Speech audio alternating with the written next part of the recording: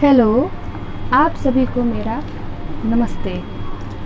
आज मैं आप सभी के लिए क्लास 9th चैप्टर गति यानी मोशन लेकर आई हूँ।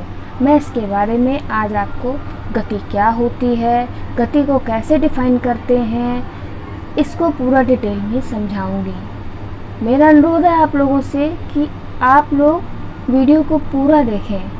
अगर आपको खूब अच्छे से समझ में आता है, आपको लगता है कि वीडियो आपके लिए फ़ायदेमंद रहा, तो प्लीज़ मेरे चैनल को सब्सक्राइब करें।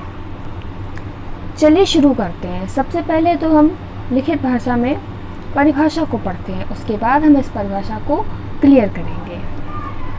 परिभाषा कहती है, ऐसी वस्तुएं जिनमें समय परिवर्तन के साथ वस्तु की स्थिति का परिवर्तन होता है, गति की अवस्था में कहलाती हैं।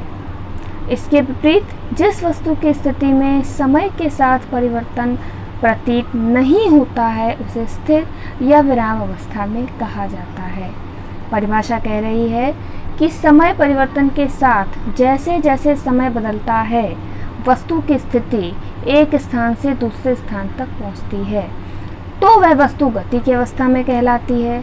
लेकिन यदि वस्तु समय बदल रहा है, वस्तु वहीं की वहीं है, वस्तु की स्थिति में कोई परिवर्तन नहीं हो रहा है, तो हम उसे विराम अवस्था में, जैसे रुकी हुई अवस्था कह सकते हैं, स्थित अवस्था कह सकते हैं, उसमें कहा जाता है। अब हम एक उदाहरण द्वारा इसे समझते हैं। अब हम इसको उदाहरण से समझेंगे। ये मान लीजिए कोई पिंड है, आप इसके अलावा इसे कुछ भी मान सकते हैं, कोई कार, रेल, कुछ भी। ये अभी ए बिंदु पर स्थित है और इसने गति करना प्रारंभ किया, चलना प्रारंभ किया। अब ये गति करना शुरू करती है और चलते चलते चलते इस तरह से गति कर रही है और आ करके बी पॉइंट पर पहुंच रही है। आगे भी गति कर रही है। वस्तु जो है पहले ए पॉइंट पर थी, अब ये गति करते करते करते बी पॉइंट पर आ गई। तो हमने क्या देखा? एक तो पहली बात, ए से बी तक पहुंचने में इसे कुछ ना कुछ समय तो लगा ही होगा, और हमने ये भी देखा कि इस पिंड की या वस्तु की स्थिति भी बदल गई। पहले ये ए पर थी, ए पॉइंट तो वहीं का वहीं है, और ये चल करके अब बी पर आ गई। समय परिवर्तन हुआ, स्थिति परिवर्तन हुआ। समय परिवर्तन के साथ जब स्थिति में परिवर्तन होता है तो वही गति की अवस्था कहलाती है। गति के उदाहरण दैनिक जीवन में सभी देखते हैं, जैसे कि पैदल चलता हुआ व्यक्ति एक स्थान से चलना शुरू करता है, दूसरे स्थान पर पहुंचता है, स्थिति में परिवर्तन होता है, समय में परिवर्तन होता है। इसी तरीके से सड़क पर चलते हुए वाहन आप रोज देखते हैं, उड़ते हुए वायुयान, सूर्य, चंद्रमा, इन सब को हम गति करता हुआ प्रतिदिन देखते हैं।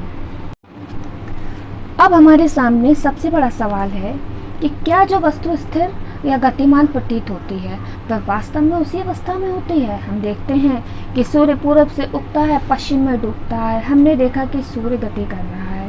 क्या ऐसा सच में ऐसा है? इस सवाल का जवाब अभी हम ढूंढते हैं। चलिए मैं आपको क्लियर करती हूँ। देखिए,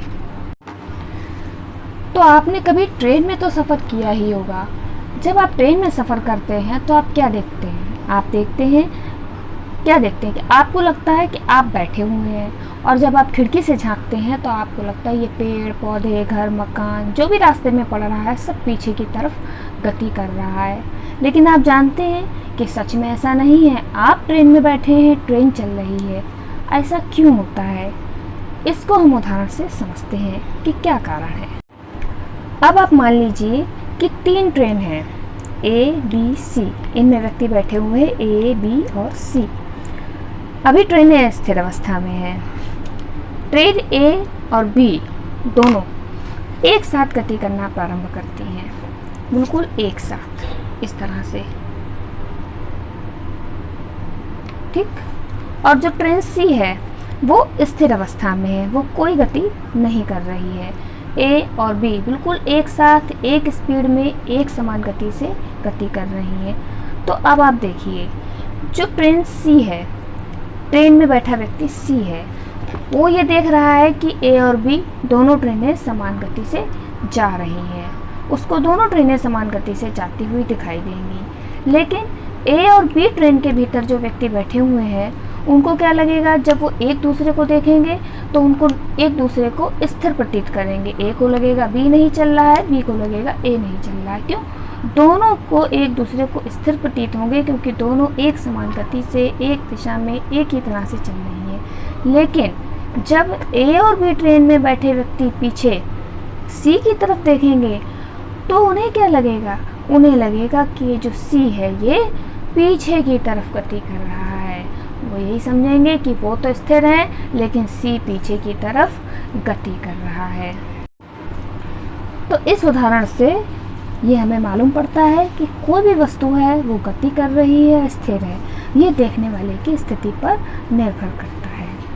उम्मीद करती हूँ कि आपको गति का कॉन्सेप्ट क्लियर हुआ होगा। अगर आपको वीडियो अच्छा लगा है तो प्लीज़ ऐसे ही वीडियो के लिए चैनल सब्सक्राइब करें। आप लोगों को पढ़ने और बढ़ने में मदद मिलेगी। Thank you so much.